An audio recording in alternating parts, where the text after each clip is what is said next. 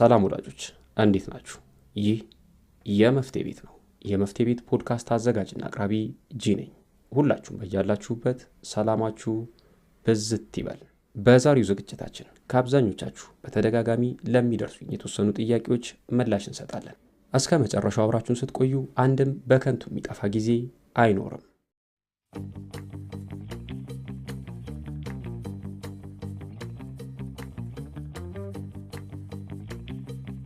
በጣም በተደጋጋሚ ከሚደርሱኝ ጥያቄዎች አንደኛው እና የመጀመሪያው የምንፈልጋቸው ሰዎች የማይፈልጉን፣ የማንፈልጋቸው ሰዎች ደግሞ የሚፈልጉ ለምንድን ነው የሚል ጥያቄ በተደጋጋሚ ይደርሰናል።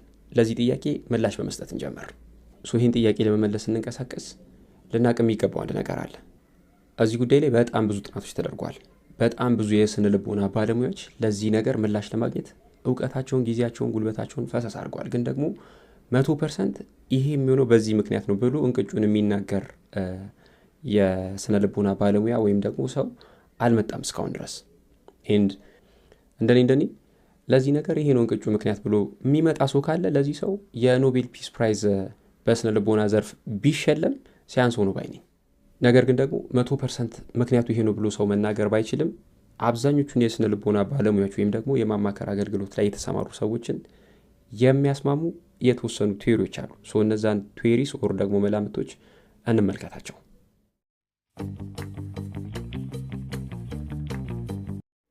የመጀመሪያው ምክንያት ለዚህ ጉዳይ ተደርጎ የሚመጣው መሰላችሁ፣ ብዙ ጊዜ ትኩረት የሰጠናቸው ሰዎች በእኛ ልክ ትኩረት ካልሰጡን ኦር ደግሞ እኛ በሆንላቸው ልክ ሰዎች እየሆኑልን ካልሆነ እነዛ ሰዎች ጋር የሆነ ስፔሻል የሚያደርጋቸው ነገር ያለ ይመስለናል። የሆነ ለየት የሚያደርጋቸው ነገር ያለ ይመስለናል። ደን እነዛን ሰዎች በባሊም በሰላዴም በጉባም ብለን እጃችን ማስገባት እንፈልጋለን። ግን ደግሞ ብዙዎቻችን የምንሸወድበት አንድ ነገር አለ እዚህ ጋር። ይሄ እሳቤ፣ ይሄ ግንዛቤ የሚመጣው ብዙ ጊዜ የተመታ ወይም ደግሞ የወረደ በራስ መተማመን ሲኖረን ነው። እንደዚህ አይነት በራስ መተማመን ሲኖረን ከነዛ ሰዎች ሪኮግኒሽን ማግኘት፣ የነዛን ሰዎች ቫሊዴሽን ማግኘት የሆነ የስኬት ጫፍ ወይም ደግሞ ጥግ ይመስለናል። እነዛን ሰዎች እንደምንም ብለን እጃችን ስናስገባ ያኔ በፍቅር ህይወት በጣም ስኬታማ ይሆን ይመስለናል። ይሄንን ነገር ለማሳካት ይሄን ነገር አቺቭ ለማድረግ ስንል ብቻ መሆን የሌለብን ነገር ማድረግ የሌለብን ነገር ስናደርግ በጣም ብዙ መስዋዕትነት ስንከፍል እንገኛለን። ነገር ግን ደግሞ ማንም ከኔ አይበልጥም፣ እኔም ከማንም አልበልጥም ብለን ማሰብ ስንጀምር፣ ሰልፍ ስቲማችን በዚህ መልኩ ሲስተካከል፣ እንደዚህ አይነት በራስ መተማመን ዴቨሎፕ ስናደርግ ያኔ የማይፈልጉንን ሰዎች መፈለግ እናቆማለን። የማይፈልጉንን ሰዎች ሪኮግኒሽን፣ የማይፈልጉን ሰዎች ቫሊዴሽን፣ የማይፈልጉን ሰዎች ማረጋገጫ ማሳደድ፣ እንደነዚህ አይነት ነገሮችን ለማግኘት ጥረት ማድረግ እናቆማለን። የእነዚህን ሰዎች ምስክርነት ለማግኘት መሆን ካለብን በላይ ሄደን ምንም ነገር መሆን እንደሌለብን በሚገባ እንረዳለን። ያኔ ምን ይፈጠራል? የማይፈልጉንን ሰዎች እኛም አለመፈለግ እንጀምራለን ማለት ነው። ምክንያቱም ከኛ የሚለያቸው ከኛ ስፔሻል የሚያደርጋቸው ምንም ነገር እንደሌለ አንደርስታንድ እናደርጋለን ማለት ነው። አንድ ሰው ካልፈለገን በቃ ያ ሰው አልፈለገኝም ብሎ ማሰብ እንጀምራለን እንጂ እኔ እንዲህ ስለሆንኩ ነው እሱ እንዲህ ስለሆነ ነው ብናም ብለን ራሳችንን ከዛ ሰው ጋር ወደ ማነጻጸር፣ ወደ ማወዳደርና በግድ ያን ሰው የራሳችን ለማድረግ ጥረት ማድረግ እናቆም። ስለዚህ የመጀመሪያው የማይፈልጉንን ሰዎች እንድንፈልግ የሚያደርገን ሪዝን ሰልፍ ስቲማችንን በአግባቡ አለመረዳታችን ነው።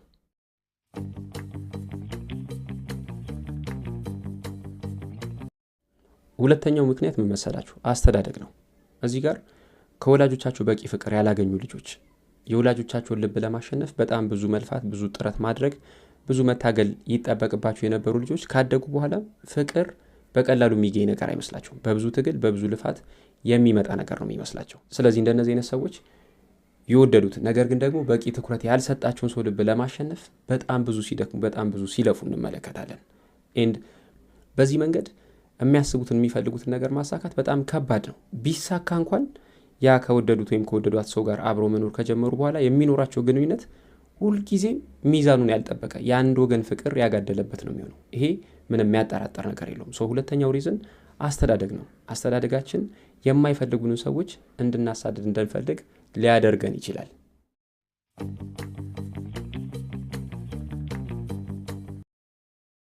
ሁለተኛው በጣም በተደጋጋሚ የምጠየቅ ወይም ደግሞ የሚደርሰኝ ጥያቄ መሰላችሁ፣ ያለንበትን የፍቅር እውነት ማቆም ወይም ማስቀጠል እንዳለብን እንዴት ማወቅ እንችላለን? መቼ ምን አይነት ውሳኔ እንወስን የሚል ጥያቄ በተደጋጋሚ ይደርሰኛል። ይሄ የፍቅር ህይወት ውስጥ የፍቅር እውነት ውስጥ ከሚጠየቁ ከሚነሱ በጣም መሰረታዊ ጉዳዮች አንዱ ነው። የፍቅር ህይወታችን ውስጥ እንደነዚህ አይነት ጥያቄዎችን የሚፈጥሩ ሁኔታዎች መከሰት ከጀመሩ በኋላ የትኛውንም አይነት ውሳኔ ብንወስን ውስጣችን አንድ የሚያመነታ ወይም ደግሞ እርግጠኛ የማይሆንበት ነገር ይኖራል። ለምሳሌ አብሮን ካለው ሰው ጋር መለየትን ብንወስን በቀጥል ኑሮ ምን ሊፈጠር ይችል ነበር ብለን እናስባለን። እንደዚህ አይነት ጥያቄ ይፈጠርብናል። ኦር ደግሞ ከዛ ሰው ጋር መቀጠልን ብንመርጥ ብለያይ ኑሮ ምን ይመስል ነበር የሚኖረኝ ሁኔታ ወይም ደግሞ የሚኖረኝ ህይወት የሚለውን ነገር ብዙዎቻችን ማወቅ እንፈልጋለን። እንደነዚህ አይነት ስሜቶች ምንም አይነት ውሳኔ ብትወስኑ መፈጠራቸው አይቀርም። መጀመሪያ ልታውቁ የሚገባው ይሄ ነው። በጣም መሰረታዊ ነገር ነው። የፍቅር ግንኙነት ውስጥ ስለ መቀጠልም ብትወስኑ ብትለያዩ ምን ሊፈጠር እንደሚችል ማወቅ ትፈልጋላችሁ። ስለ መለየትም ብታስቡ ብትቀጥሉ ምን ሊፈጠር እንደሚችል ማወቅ ትፈልጋላችሁ። ያ ስሜት ተፈጠረ ማለት ውሳኔያችሁ ልክ አይደለም ማለት አይደለም። ይሄን ኢን ዘ ፈርስት ፕሌስ ልታውቁ ይገባል። የትኛውም ውሳኔ የራሱ ኮንሲኩዌንስ አለው። የትኛውም ምርጫ የሆነ የሚያሳጣው ነገር አለ። ይሄን ልታውቁ ይገባል። እዚህ ጋር ለምሳሌ መለየትን መርጣችሁ ወይም ደግሞ ለመለየት ወስናችሁ መለየታችሁ በጣም ትክክል እንደሆነ እርግጠኛ ሆናችሁ እንኳን ጥሩ የሚባል መለየት የሌለበት የሚቋረጥ አይነት የፍቅር ህይወት መገንባት አለመቻላችሁ የሆነ አይነት ሪዘንትመንት ወይም ደግሞ የሆነ አይነት ጸጸት ይፈጥርባችኋል። የሆነ የምታዝኑበት ነገር ይኖራችኋል። ምናልባት የምታዝኑት በዚህ ብቻ ላይሆን ይችላል። መጀመሪያውንም ይህንን የፍቅር ህይወት በዚህ ልክ ተስፋ ማድረጋችሁ ሊያናዳችሁ ይችላል። ኦር ደግሞ አብሯችሁ ካለው ሰው ጋር አሁን ከተለያያችሁ ሰው ጋር ይህን ያህል ጊዜ መቆየታችሁ በራሱ ሊያናዳችሁ ይችላል። ስለዚህ የትኛውንም አይነት ውሳኔ ስትወስኑ የሆነ አይነት ፊሊንግ ሊኖር እንደሚችል ልታውቁ ይገባል። ምን እያልኳችሁ ነው? ምንም አይነት ውሳኔ ብትወስኑ ከውሳኔያችሁ በኋላ የሚመጡ ስሜቶች በጣም ተፈጥሯዊ ናቸው። እነዛ ስሜቶች ሊያስደነግጧችሁ ሊያስደነብሯችሁ ምናምን አይገባም። ወይም ደግሞ ውሳኔያችሁ ትክክል እንዳልነበር አይነት ስሜት እንዲፈጥሩባችሁ በፍጹም አትፍቀዱ።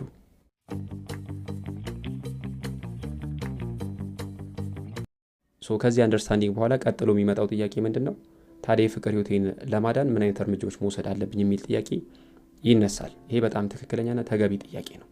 እዚህ ጋር የፍቅር ግንኙነት ሲታመም ወይም ደግሞ ወደ መቋረጡ ገደማ ሲሆን ግንኙነታችሁን ለማዳን ወሳኙና በጣም ተመራጩ እርምጃ የፍቅር አጋሪ እንዲህ ቢሆንልኝ ኖሮ ፍቅራችን እንዳይሆንም ነበር፣ የፍቅር አጋሪ እንዲህ ብታደርግልኝ ኖሮ እንደዚህ አይነት ለውጦችን ራሷ ላይ ብታመጣ ኖሮ እንደዚህ አይነት ሁኔታ ውስጥ አንገባም ነበር ብሎ ማሰብ ማለም ሳይሆን የፍቅር አጋራችን ላይ ሊፈጠር የምንፈልገውን ለውጥ ራሳችን ላይ ማንጸባረቅ መቻል ነው። የፍቅር አጋራችን እንድትሆን ወይም ደግሞ እንዲሆን የምንፈልገውን ነገር ራሳችን ሆነን መገኘት ነው።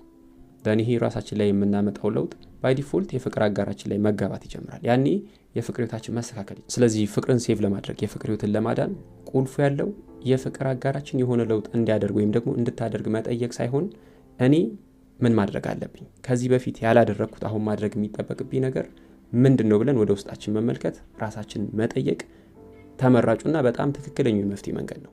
ስለዚህ ምን እያልኳችሁ ነው? የፍቅር አጋራችንን መለወጥ ካለብን መጀመሪያ ራሳችንን መለወጥ ይኖርብናል። ብዙ ጊዜ የፍቅር ህይወት በብዙዎቻችን ህይወት አንዴ ከታመመ በኋላ ሳያገግም በዛው አሸልቦ እንዲቀር የሚሆንበትና የሚቀርበት ዋና ምክንያት ይሄ ነው። ብዙዎቻችን ለፍቅር ህይወታችን መበላሸት የፍቅር አጋራችን ወይም ደግሞ ከኛ በተቃራኒ ያለውን ወገን ተጠያቂ ስናደርግ እንመለከታለን። የዛ ሰው ባህሪ፣ የዛ ሰው አመለካከት፣ የዛ ሰው አነጋገር፣ የዛ ሰው የነገሮች አረዳድ ይሄን ሁሉ ችግር እንደፈጠረ ይሄን ሁሉ ሜስ እንዳስከተለ እናስባለን፣ እናምናለን። ችግሩ የሚፈታውም እነዛ ነገሮች በማስተካከል ይመስለናል። ይሄ በጣም ስህተት ነው። ሁልጊዜም የፍቅር ህይወታችን ማዳን ሴቭ ማድረግ የምንፈልግ ከሆነ እዛ ሰው ላይ ማድረግ የምንፈልጋቸው ለውጦች በሙሉ መጀመሪያ ራሳችን ተላብሰን ሆነን እንገኛቸው። ያ ትክክለኛው መፍትሄ መንገድ ነው።